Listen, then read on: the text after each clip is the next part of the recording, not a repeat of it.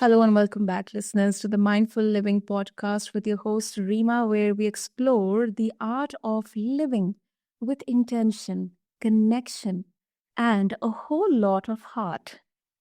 Today, we are diving into a topic that affects every single one of us: love. Now, I'm not talking about the kind of love you find in rom coms or scrolling through Instagram's hashtag couple goals. I am talking about real, transformative, knock your socks off love. The kind that can heal your relationships at home, supercharge your connections at work, and create the thriving life you truly deserve. And to help with this conversation, we have our guest today, Dr. Mark A. Hicks. And he's here how to teach us how to master the ultimate skill set: love. Well, to introduce, he's an author, ghostwriter, speaker, counselor, and relationship specialist whose new book, Learning Love, Building a Life That Matters and Healthy Relationships That Last, is an absolute game changer. Listeners, Mark's journey from a toxic first marriage to building the love filled life he has today is packed with lessons, hope, and even humor. And let's be honest, who doesn't want healthier, happier relationships in every part of their life? Well, grab your favorite beverage, whether coffee, tea, or anything, whatever fuels your heart, because you are in here for an enlightening and, dare I say, love filled conversation. So, Dr. Mark, welcome to the show, and it's an absolute pleasure having you with us today. Thank you. Thank you so much for having me. Beautiful, beautiful. Dr. Mark, you describe love as a learned skill set. Well, I think that provides a very different perspective to love, what we all know. And it's really such an intriguing concept. So, can you explain what you mean by that and why love isn't just something we are born knowing how to do? Yes, we are born with the capacity for love. Every human being has that capacity, but it is still something that needs to be learned. Now, the Mhm. reason people very often misunderstand this is if you came from a healthy family, if you had someone who loved you as a child, you probably learned a lot about love before you remember learning it. You Yeah. learned it as an infant, as a small child, but you still learned it. And the good news there is if you did not, if you came from a dysfunctional family or an abusive family, or if you maybe came from a healthy family, but as an adult, you still struggled, having been through a divorce or relationship trauma of some kind, you could still learn the skill set of love and build the relationships you want. I often equate this to learning to walk. Every infant is born with the capacity to walk if they have a healthy body, but it still has to be learned.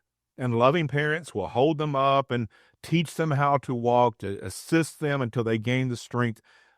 But people learn to walk before they remember learning to walk. And that's the same is true of love if you come from that healthy family. But it is still something to be learned.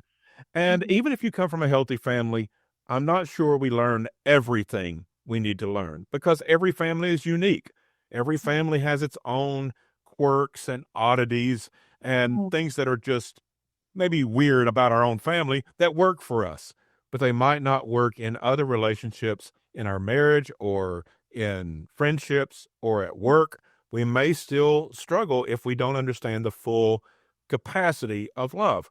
And so in my book, I teach the 5 core components of love that Mhm. everyone can learn and practice. And when you put these 5 components into place, practicing them throughout your life, in Mhm. every relationship, you can build the healthy relationships that you want. Definitely, we are going to talk about it. But before that, I would like to ask you, Dr. Mark, what's the biggest misconception people have or would have about love being instinctive versus learned? Yeah.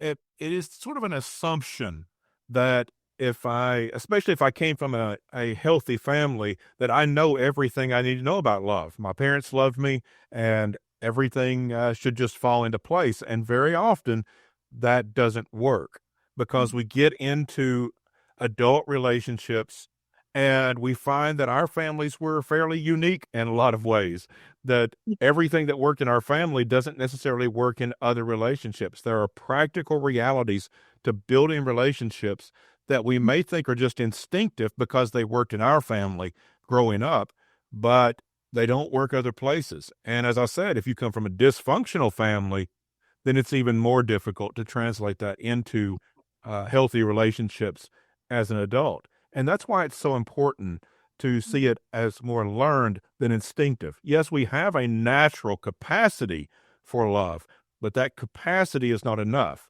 It needs to be nurtured and learned and practiced in order to build those healthy relationships. So it is both. There is an instinct there, but it's not enough to build the relationships. And that's why so many people struggle, is they just expect that it will be easy and that it will happen just like it does in the rom-com movies and everything will work out just easily. And that's not really real life. In real life, we have to build those relationships and nurture them, which comes instinctively to have the capacity, but it Mm-hmm. still has to be learned. I totally agree with you. Totally agree with you. So now moving on to the five components of love, which you outline in your book, Learning Love. So can you walk us through those components and share how they can transform relationships, whether personally or even professionally? Sure. The first component is a bit of a surprise to most people. The first component of love is grief, Mhm. because life is difficult and we are all going to be hurt in some way. Now, that doesn't mean it's all bad. There's a lot of good things about life, but the reality is no one gets through life without some emotional scars. No one gets through life without having some difficulty and some hardship. And when those hardships come along, there can be an instinct in us to protect ourselves, to put up emotional barriers, start keeping people at arm's length, put a wall around our heart, our mind, our spirit to try to protect ourselves. But the problem is we struggle to build relationships and connections when we are protecting ourselves, when we put up those emotional barriers. Grief Mm. is a healing process. It hurts, but it's not to be avoided. Even though it's difficult, grief is a healer. It's our comeback story. So when we experience the hurts of life, when we've been hurt along the way, we can heal and stay engaged, stay connected, or become connected again, and keep the capacity to be connected in love to other people without putting up those emotional barriers, even when we've got stories of trauma or abuse. Even in those extreme cases, those things are extraordinarily painful, and it's like it leaves a hole in our heart. But what I want people to know is that you can live a really good life with a hole in your heart. When we understand that we can't fix the past, and those emotional scars, that hole in our heart may always be there, but we can go on to a healthy, happy life anyway, even with those trauma stories of our past. When we practice love, we can heal through the process of grief to stay connected. So that's a very important and first component of love. Makes sense. Makes The sense. the second component is emotion. This is the one everyone thinks about. This is this is what we talk about in the rom-com movies. This is where people connect emotionally. And it's a beautiful thing. And for some people, that's very easy because they are emotional people and they feel very comfortable connecting on an emotional level. But for others, it's more difficult. They're more cerebral, they may be more shy and introverted, and it might be more difficult for them to share their emotions. And for those people, I say it's like any other skill. Start Mm. small and practice, and you can get better. Because the important thing is the people in your life whom you care about need to know you care about them. Your spouse, your children, your family, when you love them, they need to know that and hear that and experience that. Not just to have to assume it, but to hear it from you. If you appreciate the people you work with, then they should know that. They should experience your appreciation and hear that from you.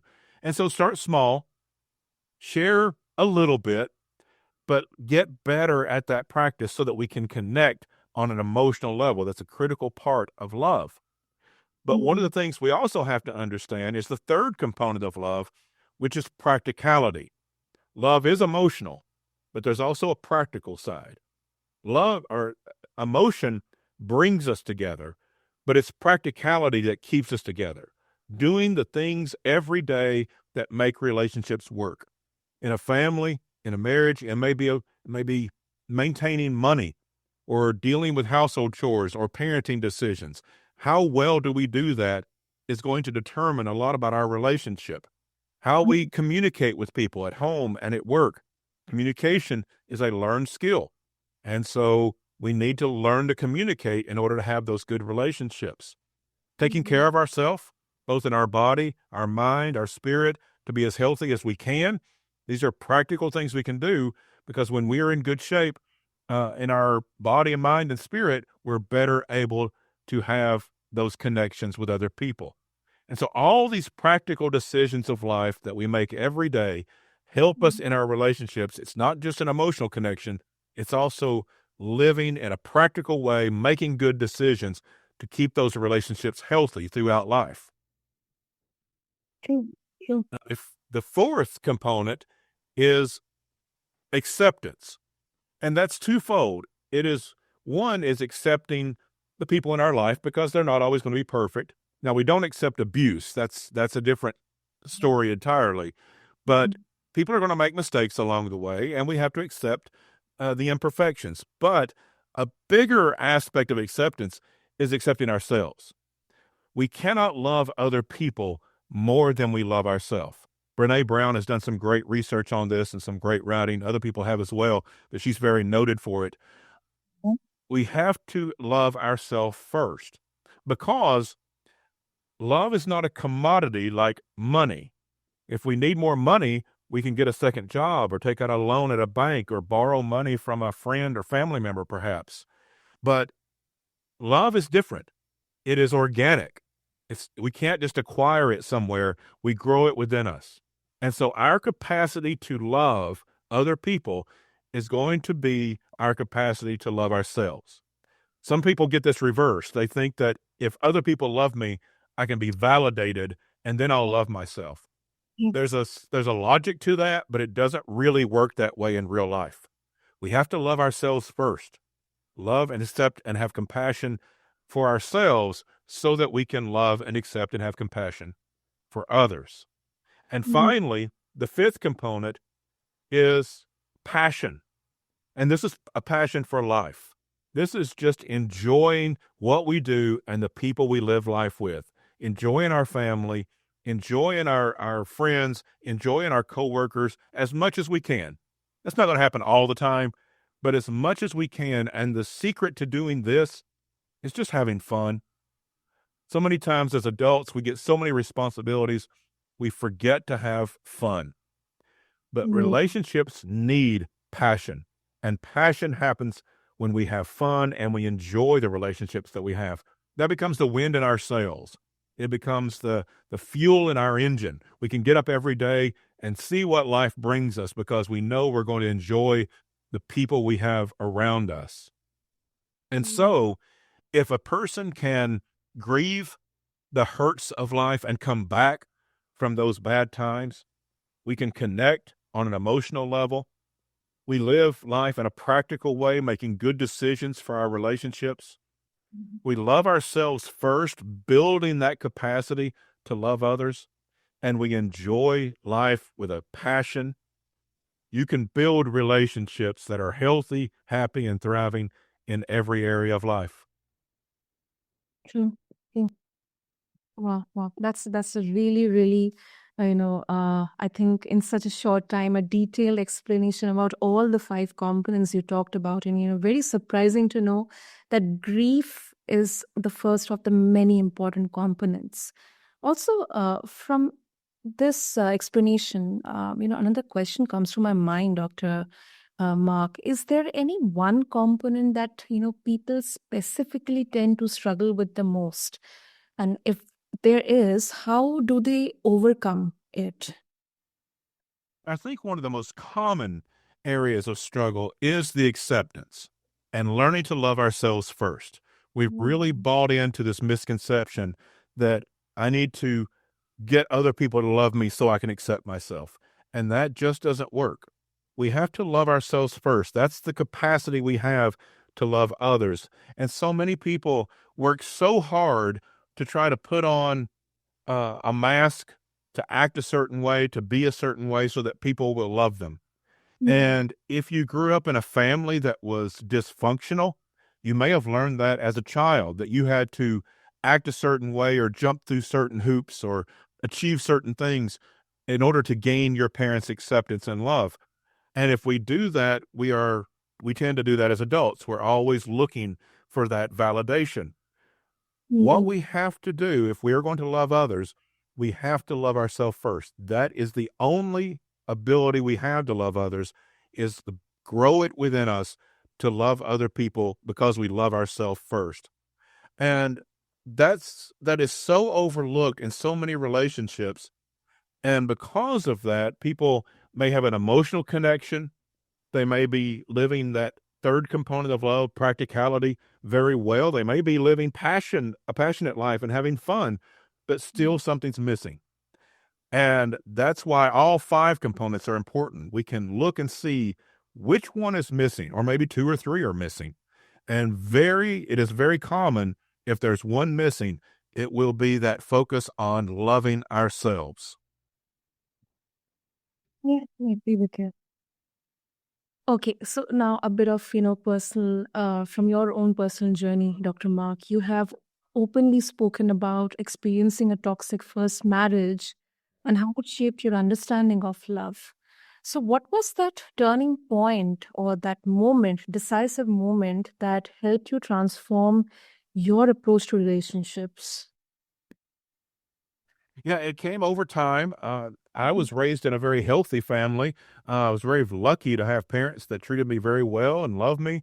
And so I made that assumption that so many people do that love is easy. And I didn't always know the things I know now. And so when I was young, I did ended up in a very toxic first marriage. It was a terrible experience and it ended in divorce. And that really planted a seed in my mind. I didn't fully understand it at the time, but looking back, I can see that raised this curiosity of Mm. how is love possible? How do we live a life of love? How can we make connections that are healthy and happy and thriving? Right. Is it just by accident? Is it just you meet the right person and it just happens? Or can it be built? And so that question uh, stayed with me for a long time. Now, of course, I also have a professional background as a counselor, and many of the issues that we deal with in counseling have to do with relationships, either how we love ourselves or how we are approaching life with other people at home or at work. And then I also come from a background of spirituality and theology. And this also has a lot to do with relationships, relationship with God, relationship with one another. And so, from my personal experience of that, having that question, is love even possible? When it was such a failure in my life in my early years of adulthood. And then, from a counseling perspective and from a spiritual perspective, all three of those roads really led me to this place where I came to understand what love is and how we can live it out through these five components of love. Mm. Well, that's inspiring. Also, some people say that every ship deserves to be saved. While others believe some relationships aren't worth the effort. So, where do you stand on this, Dr. Mark? Is it ever I, okay to walk away? I think that's a wonderful question, a very important question. And I think when we look at the third component of love, which is practicality, one of the Mhm. practical realities of life, even though it's very painful, is to understand some relationships have to end. Some people, unfortunately, the reality is some people are not good people. They are hurtful, and they are cruel, and they will do a lot of harm. Now, if you are in an abusive relationship, no one was meant to be abused. That's that part of self-love, loving ourselves first, tells us we deserve more than to be abused. That's not what we were put here on this world in this world for. We're not here to be someone's abuse, to take someone's abuse and be the person that is their victim. That's not what we were created for. And so understanding our own self-worth leads us to a practical understanding that some relationships have to end. And if we are going to have healthy, happy, thriving relationships, we have to make room for them. We're not Mhm. going to be able to connect with people on a healthy level if we are consumed with an abusive relationship. It tends to take over all of our life. Now, that's not an easy thing to do. And that's why the first component of love, which is grief, is so important. If you have to end a relationship through divorce, or if you have to end a relationship maybe with an abusive parent, these are Mhm. going to be very tough losses. Even if it makes life better in some ways, losing someone who has been dear to you or someone that was important to you is going to be painful. And that's why grief is important. That's our comeback story, to come back from those losses. But while we hope to save all relationships, and theoretically, if everyone were to practice the five components of love with one another, then theoretically we could all have good relationships. But the reality is, some people are not going to live that kind of life. Some people are going to be cruel and abusive, and we were never meant to live like that. Some relationships, on a practical reality, do have to end. Mm. Well, that's a really, really great answer, Dr. Mark. And also, considering the current scenario, uh, loneliness and disconnection, they are such pervasive issues in today's world. So, what message of hope would you share with someone, feeling stuck in these emotions? It's very prevalent for a person to be lonely. That is a condition that is so common. In fact, in the United States, where I am, the Surgeon General released a report saying that there was an epidemic of loneliness in the United States, called it a public health crisis. And I feel pretty certain that other nations are experiencing similar things, particularly if as we've come through COVID and things of that nature in years past now. There have been a lot of things that have put pressure on relationships, and there is a lot of loneliness. And what I want people to know is there is a way back. That even if you are in a place where you've struggled in your relationships, it is so important to understand that love is a learned skill set, that there is a path that you can take to start building the healthy relationships you want. It's not by luck, and it's not some mystery. It is a learned skill set. And so I hope everyone will be inspired to at least learn those five components of love and start practicing those, understanding that that is the path through loneliness to get to those healthy relationships. You don't have to just hope for it. There is work that you can put into it to make this happen in your life. Okay, okay. This is really, really, and it provides that, a silver lining, or that the thin line of hope to all of us, as the entire humankind. So, Dr. Mark, first of all, thank you for such a powerful and eye-opening conversation. And, I absolutely love how you have shown us that love isn't just a feeling. It's really, really a skill set that can be learned, practiced, and even perfected. So, if our listeners they wish to connect with you and explore, check out your book, Learning Love, how they can do that. Yes, please go to my website. It's markahicks.com. Make sure to get my middle initial in there, markahicks.com. My book comes out in June of 2025 through Morgan James Publishing. But in the meantime, I have a free ebook on my website, The Five Components of Love. And so you can download that for free on my website. That'll give you an overview of the things I've talked about today on your show, and will preview the book that goes into more depth of those 5 components. We will have pre-orders available soon for the book, and it will be available wherever books are sold in June of 25. I also have a podcast. I have a YouTube channel. There's links on my website for that. And there's a contact page. I'm available for speaking engagements, both in person and virtually, for coaching. Or if someone just wants to say hi and let me know that they heard me on your show today, I would love to hear from your listeners. So go to my website, markahicks.com. Great, I would Dr. love to hear Mark. from Well, we have all the details.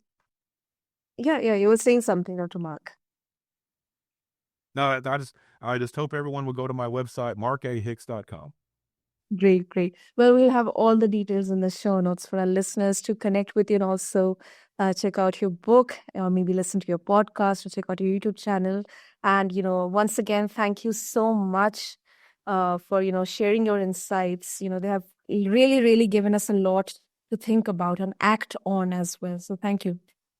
No, it's my pleasure. Thank you.